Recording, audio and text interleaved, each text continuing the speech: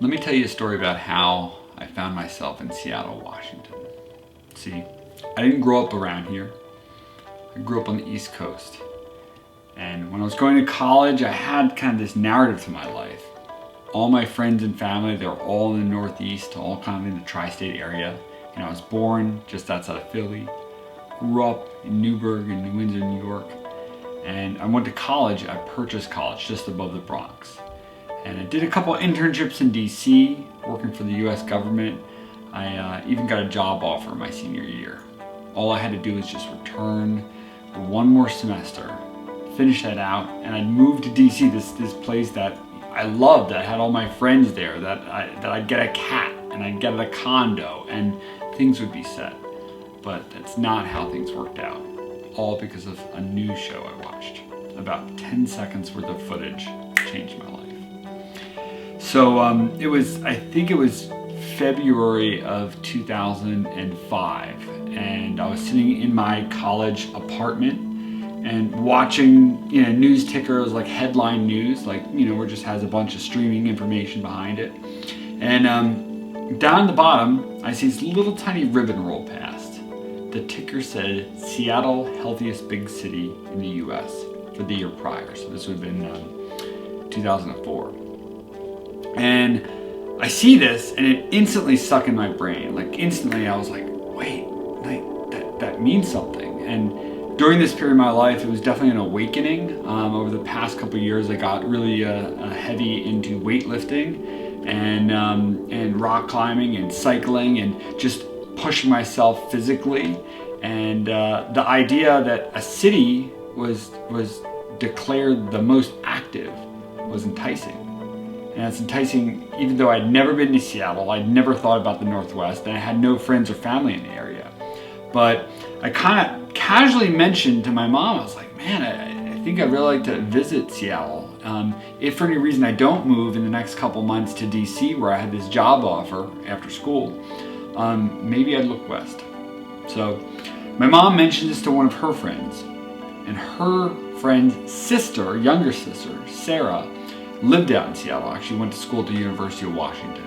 So I guess Sarah offered to my mom, or offered to her sister, who then brought this up with my mom, this kid could come out and visit, So the next month, I believe that's March, right around spring break, I hop a flight out to SeaTac.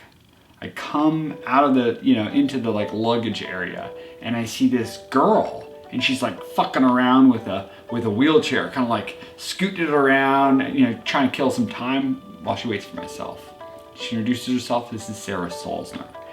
And I'm like, wow, this is new, this is different. SeaTac itself, the airport, is stunning and beautiful when you compare it to some of the airports in the Northeast. So that day, she brings me back to her group house that she lives in, and it's filled with all these artistic, interesting, vibrant adults. I'd never actually seen a house full of people that were fully employed, and they're all adults. They're engineers and architects and designers and nurses, and they just choose to live in that type of setting versus getting a white picket fence house, 2.5 kids, that type of thing. So that was really intriguing to me as a fresh-eyed Northeasterner. So I meet these people, spend the next few days, I go to Pike Place Market, go hike around, I see all these vibrant green colors, The wintertime in the Northeast can get kind of drab, and meanwhile you go out to Seattle and it's still just popping and beautiful.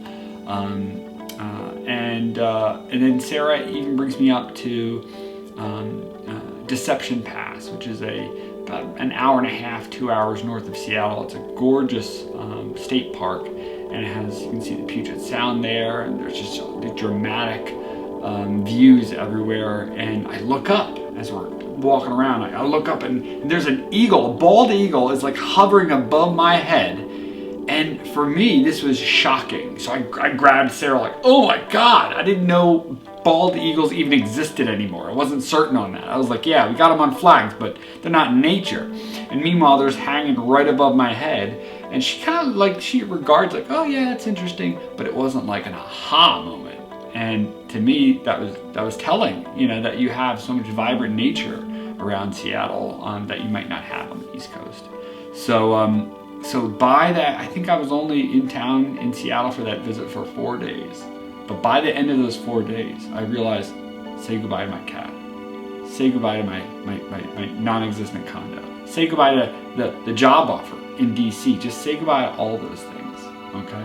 They never happened, they never existed, because I'm gonna be moving west.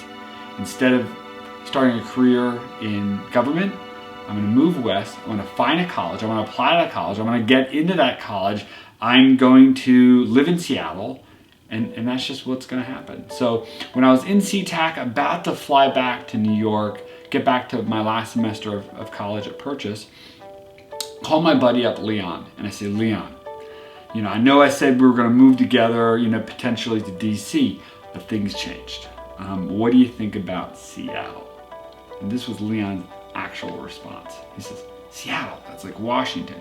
That's the Northwest. Is that near Colorado? You know, he's always wanted to live in Denver. And I'm thinking in my head, like, New York, New Jersey, Rhode Island, it's all kind of close, you know, the Northwest, it's all kind of, you know, close. Not realizing that there's really like 1,000 miles between Denver and Seattle. But, you know, I didn't study geography in college. So I sold him on that idea, and 6 months later, Leon, myself, his girlfriend, and we moved out west. And that's how I got to Seattle. So I hope you enjoyed my story.